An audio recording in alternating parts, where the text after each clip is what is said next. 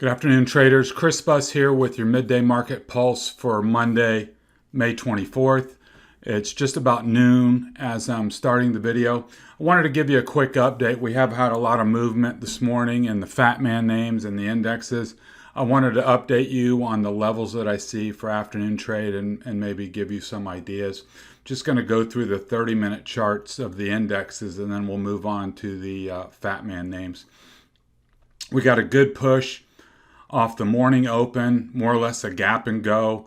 I've got the gap here identified in purple at 417.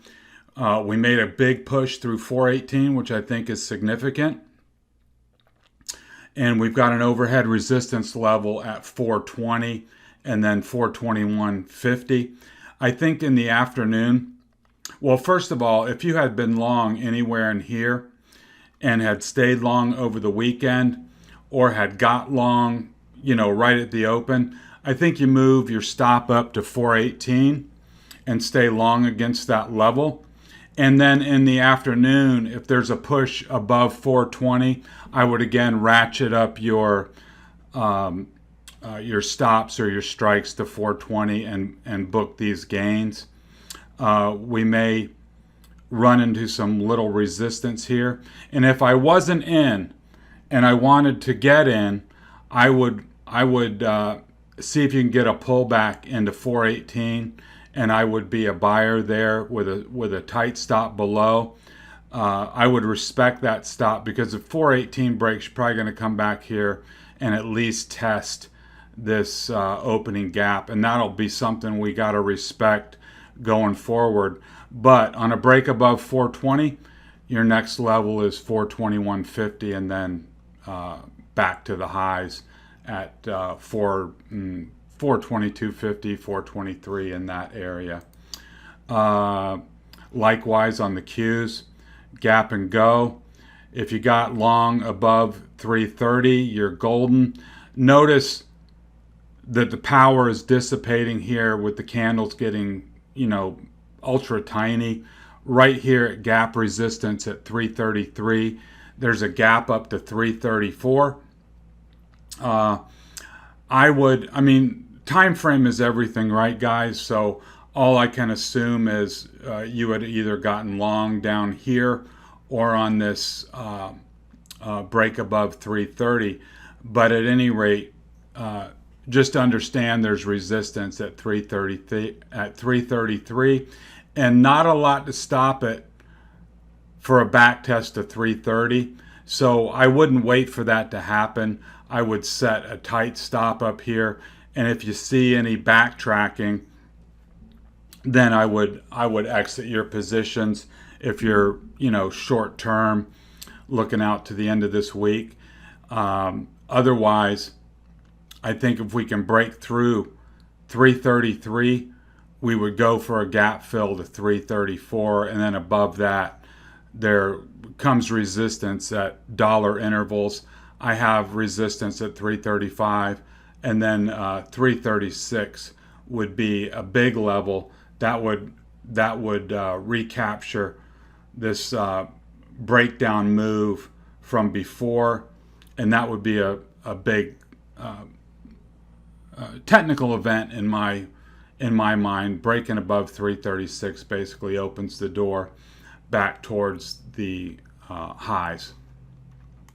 IWM, as we suspected, a lot of turbulence in this area, has run into trouble, not really doing much, up 0.46%. That's not where the action is today. Things are still bullish, still in an uptrend, but obviously has run into overhead resistance.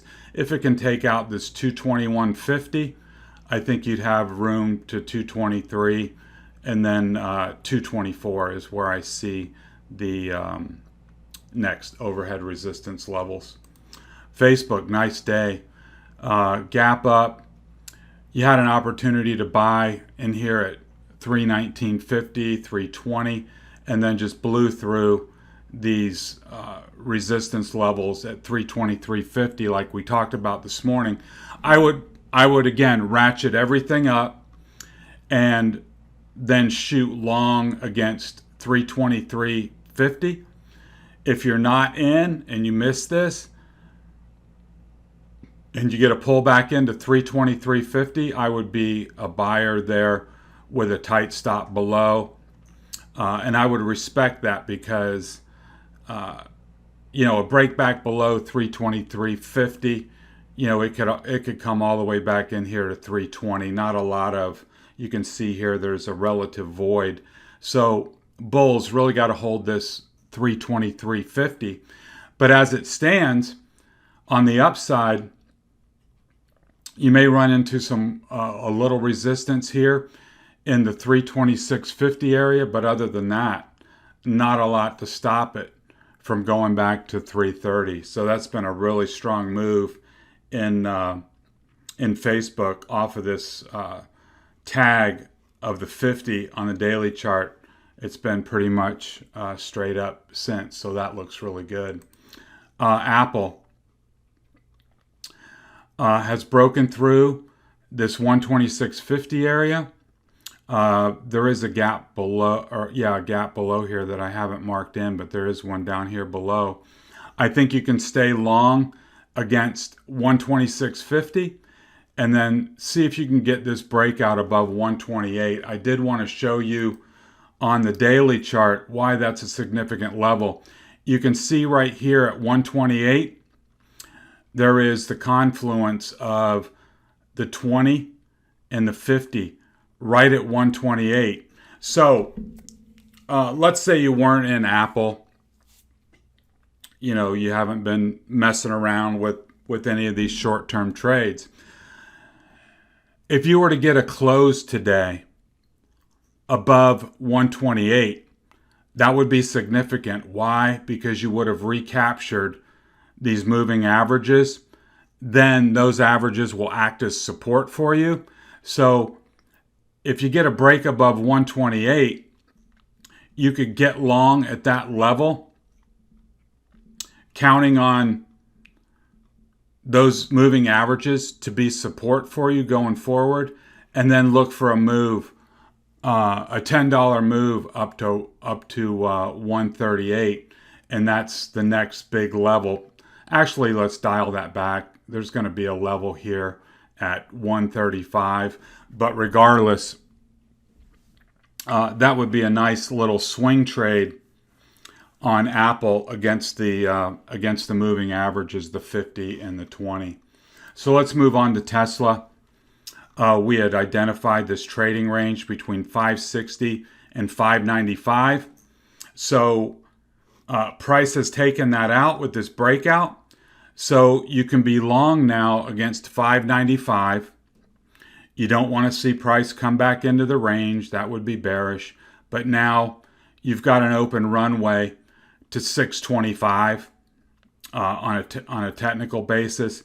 And actually, if you look at it, this distance here, the width of the trading range from 560 to 595, that's $35. And if you add 35 onto 595, that would get you up towards 525, 530, or excuse me, 625, 630. So on a measured move basis, that kind of checks out to that level. So I think you can be long against 595 and looking for 625 to 630 on the upside. And even if you get lucky here, you can see 640. That would be a big level to recapture on the upside. Microsoft really strong. Gap and go. Here's the opening gap from the morning.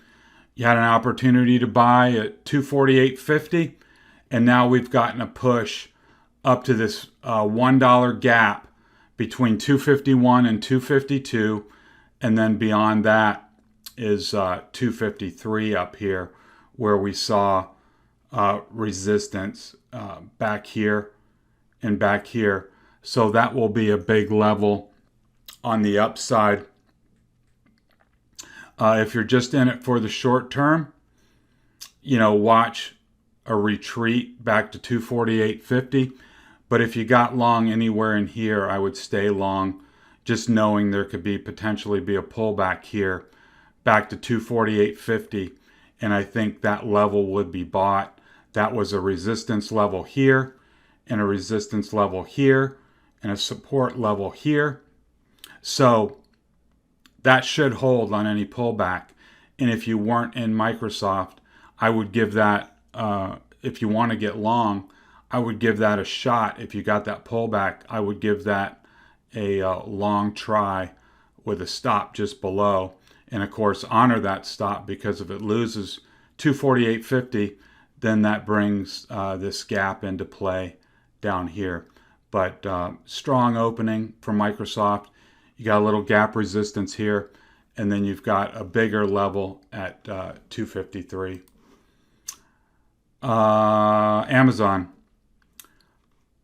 We had 3,200 as a pivot this morning, got a gap up, and now we're above 3,250.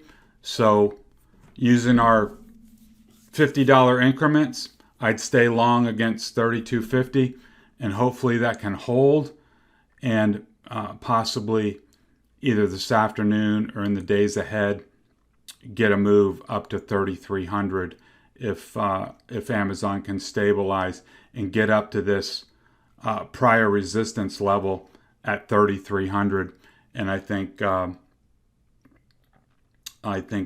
would be in the cards.